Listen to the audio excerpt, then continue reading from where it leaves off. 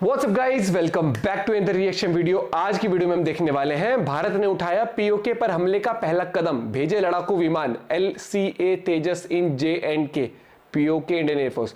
तो वीडियो होगी काफी इंटरेस्टिंग, देखते हैं क्या कुछ है ताजा अपडेट।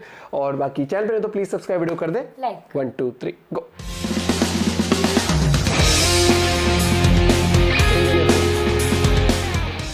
आज की खबर बताते हुए जितनी खुशी हमें मिल रही है उससे कई गुना ज्यादा सदमा पाकिस्तान को लगने वाला है। आप इसे सहयोग कहिए या प्रयोग, लेकिन भारत ने जैसे ही पीओके पर कब्जा करने की बात कही उसके तुरंत बाद कश्मीर में एक बड़ा कदम उठाया गया है। भारतीय वायुसेना ने अपने स्वदेशी लड़ाकू विमान तेजस को पहली बार कश्मीर में भेज दिया है। भारतीय वायुसेना के पायलट्स कश्मीर में तेजस लड़ाकू विमान उड़ाने की प्रैक्टिस कर रहे हैं। ना जाने कब इधर से उधर जाना पड़ जाए। जिस इलाके में तेजस को उड़ाया जा रहा है वो चीन और पाकिस्तान बॉर्डर के चलते काफी संवेदनशील है। भारतीय वायुसेना ने जम्मू कश्मीर के अवंतीपोरा एयरबेस पर तेजस विमान को तैनात कर दिया है। तेजस लड़ाकू विमान अब भारतीय वायुसेना को कश्मीर के जंगल और पहाड़ी इलाकों में और भी ज्यादा मजबूत कर देगा। कश्मीर में तेजस को ले जाना यह दिखाता है कि भविष्य में किसी बड़े ऑपरेशन में इन लड़ाकू विमानों का इस्तेमाल किया जाएगा। मजे की बात देखिए कि भारतीय वायुसेना के पायलट्स जिन तेजस लड़ाकू विमानों को कश्मीर में उड़ा रहे हैं, इन तेजस विमानों पर आगे चलकर ब्रह्मोस नेक्स्ट जनरेशन मिसाइलों को जोड़ दिया जाएगा।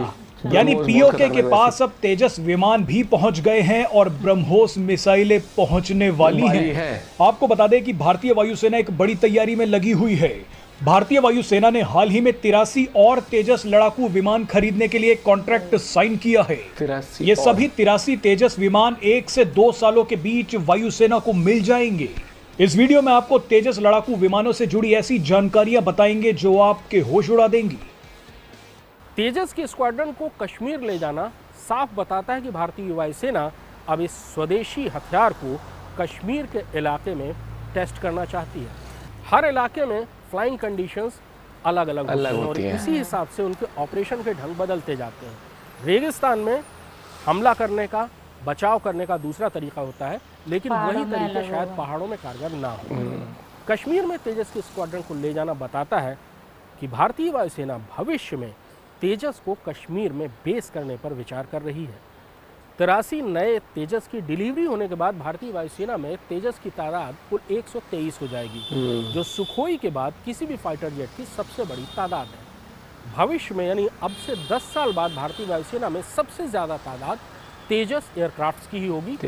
इसलिए भारतीय वायुसेना का तेजस के स्क्वाड्रन को कश्मीर ले जाना ये बताता है कि भविष्य के ऑपरेशंस जो कश्मीर से होंगे उसमें तेजस का इस्तेमाल किया जाएगा। अभी भारतीय वायुसेना के पास हल्के स्वदेशी लड़ाकू विमान LCA तेजस की केवल 2 स्क्वाड्रन हैं, जो कि दक्षिण भारत में कोयम्बटूर में है। 2 स्क्वाड्रन यानी 40 फाइटर जेट। लेकिन भारत सरकार ने हिंदुस्तान एरोनॉटिक्स लिमिटेड यानी HAL को 83 नए तेजस मार्क 1 अल्फा बनाने का ऑर्डर दे दिया है। तेजस मार्क 1 अल्फा में कई ऐसे सुधार हैं जो पिछले तेजस यानी इन 2 स्क्वाड्रनों से उसे बेहतर बनाते हैं। नए तेजस मार्क 2 की तैयारी चल रही है। तेजस मार्क 2 दुनिया के सबसे अच्छे फाइटर जेट्स के बराबर का होगा।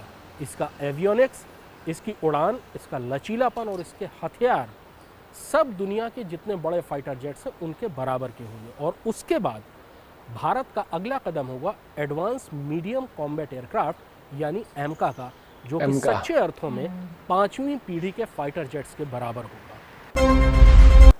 एमका की भी तैयारी चल रही है, तेजस का नेक्स्ट वर्जन, और उसमें बताना साथ है जो ब्रह्मोस का नेक्स्ट वर्जन है वो भी इंस्टॉल हो सकेगा। और यही चीज़ बहुत स्ट्रॉन्ग बनाएगी इंडिया को कहीं ना कहीं और भी एयर स्पेस में वहाँ पर।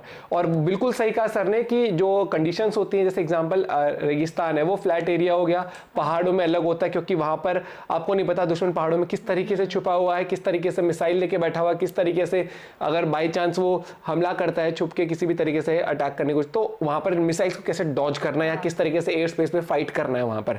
और ये कहीं ना कहीं दर्शाता है कि पाकिस्तान को सुन्न करने की तैयारी भी है कि भैया तैयार रहो। तुम वो कहते हैं ना कि आप लड़ो मत लड़ो, लेकिन आप अपनी ताकत ऐसे दिखा दो कि आगे वाला वैसे ही डरा रहे। और वो पाकिस्तान में कहीं ना कहीं खौफ का माहौल अब हो चुका हो, क्योंकि एक तो हाल ही में आप लोगों ने कारगिल विजय दिवस पर जब राजनाथ सिंह सर का जो भाषण सुना था कि इंडिया की वो कहा था ना कि भारत के लोग भी तैयार रहे, क्योंकि आर्मी इंडियन डिफेंस उतना ही ले पाएगा जितना कि साथ नहीं उतना ही स्ट्रांग और बनेगा जितना लोग भी साथ देंगे। और अब ये चीज तो है कि एक वो होता है ना सपोर्ट सिस्टम किसी भी देश का क्या होता है, एक आम जनता, वो अगर अपने देश के साथ होती है ना तो किसी परिस्थिति में आपको पता ही है कि देश भावना बहुत बड़ी चीज होती है। लेकिन बॉर्डर्स पे असली हीरो, अपने इंडिया के असली हीरोज अगर हम कहना तो वही हैं जो बिना धर्म जाति देखे हुए हमारी रक्षा करते हैं। वो वाली बात है। और पीओके का भैया कुछ नहीं कह सकते, कभी भी हो सकता है। मुझे लग रहा है कि माहौल जो चल रहा है ना, कार्रवाई हो सकती है। और वहां के लोगों की जिस तरीके की क्लिप्स आती है, वीडियोज आती है कि पीओके में वो खुश नहीं है, बहुत इश्यूज है, तो वो खुद भी चाहते हैं। और अपने ही लोग हैं, उन्होंने फायदा उठाया पाकिस्तान ने उस टाइम पर पीओके ले गया। लेकिन होगा इलाज। वो कहते हैं ना हर बीमारी का इलाज होता है, तो जो बीमारी पाकिस्तान पैदा करता है उसका इलाज होगा और कारगर होगा। अपना पॉइंट ऑफ व्यू आप लोग शेयर कर सकते हैं।